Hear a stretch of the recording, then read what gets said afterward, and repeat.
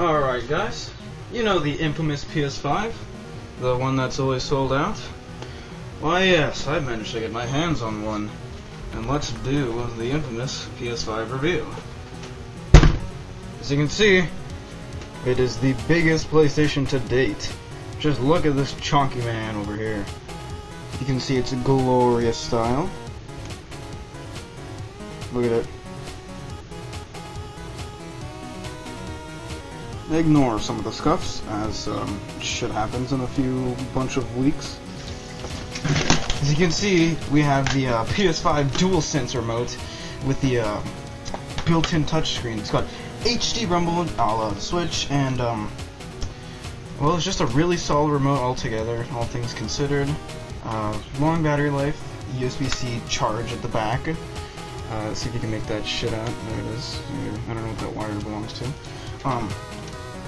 Yeah, it's really solid remote. It feels like if the Xbox One remote merged with the PlayStation controller and they had the DualSense, and it's not a bad feel. I really like it. The adaptive triggers work. You feel feedback in certain games. Just playing Little Big Planet. Not Little Big Planet. Rest in peace, by the way, because it doesn't seem like they're putting any care into it. But Sackboy. I was playing Sackboy, I gotta call it. And yeah, when you squeeze against, like, or you grab against something, it actually puts some force feedback. Albeit it felt like I was grinding against the thing, but I'm sure it's built to last. I hope it's built to last, so we'll see about that. I haven't experienced any drifting whatsoever with the remote, so that's a good thing to note. However, my experience is not the same as everyone else's. We're going to see how that turns out in the long run. So as you can see here on the 4K TV setup, we have both the PlayStation 5 HD camera hooked up.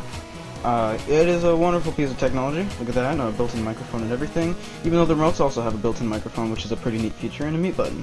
It's 100% backwards compatible with the PlayStation 4 camera, as you can see right here.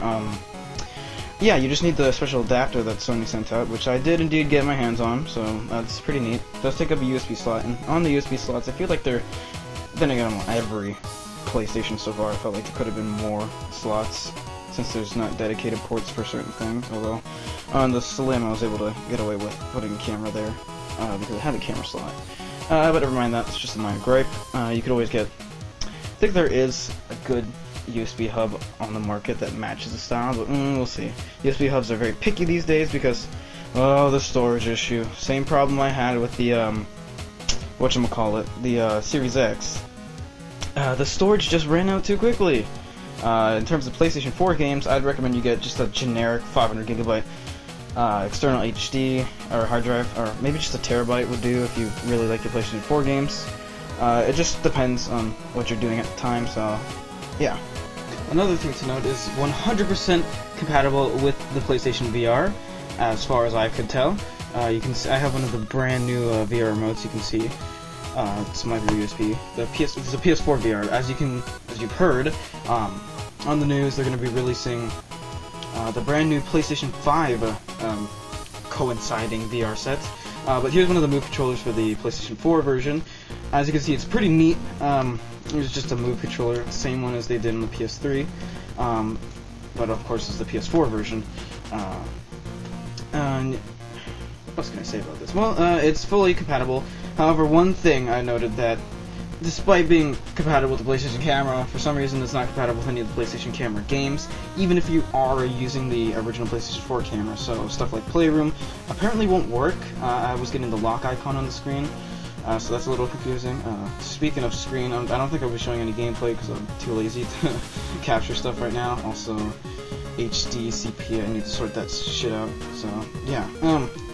Here's a move controller, just to give you something to look at. Now, speaking of backwards compatibility, like I've said before, it is mostly 100%, although you can see the non-compatibility list, which I think they keep updating, so even if those games, those few select games, like 10 of them, I can't remember, aren't supported, I think some of them have been. I haven't been paying too much attention because none of those games currently grab my interest, but if that's something you're all about, then I guess that's another feature.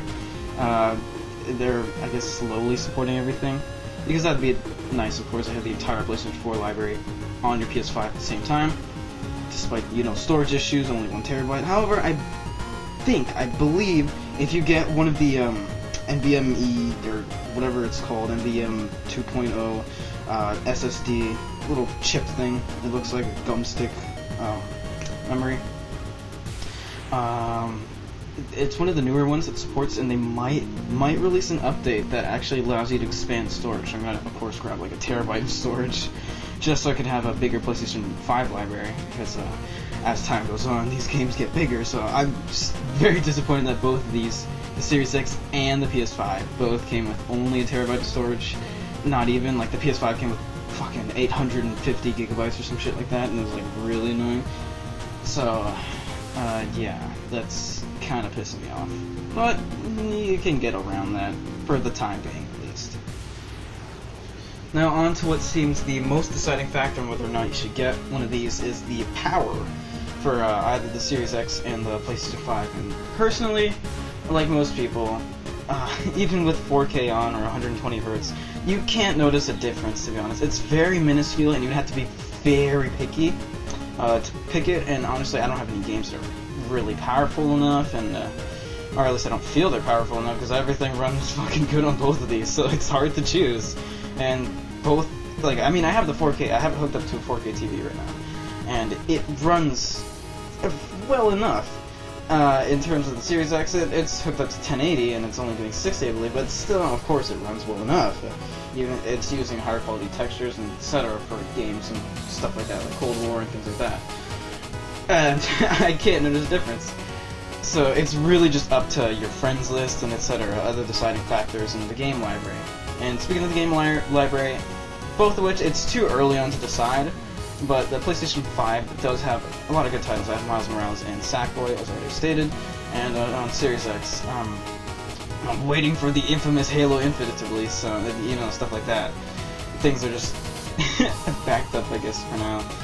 Just gotta wait, and, yeah, it's too early, so just go with what your gut says, and what your friends list says, and what you want to do, to be honest. Like I said, I have no say in this. It's just it's too close, it's too even matched. So that's one thing to know, so it's really just up to you. Basically, anything the PS4 could do, your PS5 could do as well. Like the internet connection speeds, party chats, whatever, all those are carried over, and all those features remain intact in their newest forms, which, party chat, get the fuck out of here. But stuff like that, everything is more or less intact. It all runs exactly how you expect, and yeah, the UI is really nice. It's basically just like a glossier, more mystical PS4 UI, and I like it. It works well. I like the fact that it actually has a new UI as opposed to the Series X, which is just the Xbox One. Pretty much, it's too similar. I was like, you know, back in the 360 days, the original Xbox didn't have too much of a change to the Live tab added, but mostly like the 360 and the Xbox One, where it's like, big drastic changes. But then again, like I said, hope you just wait. PlayStation usually stays the same, and aside from this is totally a PS5. I mean, copyright shit. I don't care. Never mind that. But yeah, mostly stays intact. So if you like the UI, get used to it, because well, that's pretty much all you're gonna get. Yeah, all the features, settings, exactly carried over from PlayStation 4, and all the new features that are listed, as you probably already heard, and I mentioned most of the big ones. They work well enough. Everything is fine. It's, like I said, it's a mainline Sony system, so it's pretty damn powerful. Of course, people are gonna argue, oh, just get a PC at that point. And if you want, just get a PC at that point. Like, I don't care.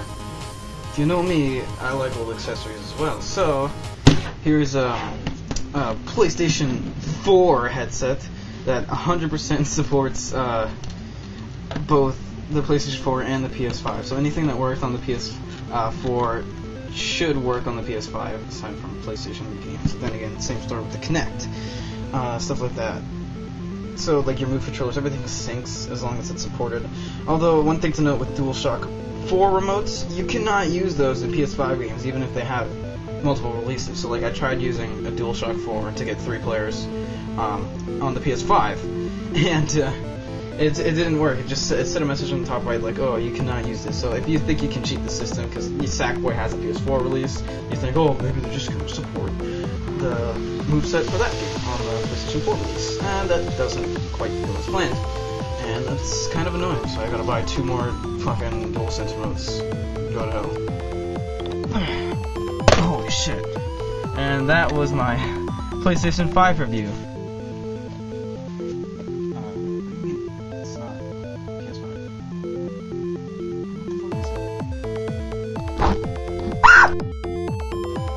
So the thing is, this actually was a PS5 review, but you're essentially just looking at a PlayStation 3 the whole time. April Fools, of course. If that wasn't painfully obvious already, it is April 1st, yes. And I just want to have a little fun doing the PS5 review, because I have the PS5 for a little while, and I was like, gotta get around to doing this. Just happened, I felt in the mood on April Fool's Day, so I was like, fuck it, let's just record my PS3 fat, because, of course, that was the biggest PlayStation to date. I was like, hand in hand. Yeah, the PS5 is fucking massive, dude. Albeit it's not nearly as heavy as the PS3 fat. I don't know what it was with the 7th generation and just having giant systems, but yeah, except for the Wii. The Wii was nice and skinny. But yeah, of course the Slims came out too. But even then, the fucking PS3 Slim, my ass, you had to release a Super Slim, and even then, that was a stretch. But whatevs. There you have it. This is an actual DualSense. It is actually really nice feedback. Everything I said is pretty much exactly for the thing, and there's the 2 PS5 games. Yeah, I didn't manage to get one. Like, these things are fucking annoying. And it is pretty early on. There's the real 4K TV and the real VR is just chilling there. So, yeah. Happy April Fools. Enjoy the rest of your day, rest of your week, and happy Easter soon. Because I don't know if I'll be releasing an Easter video because I'm just busy.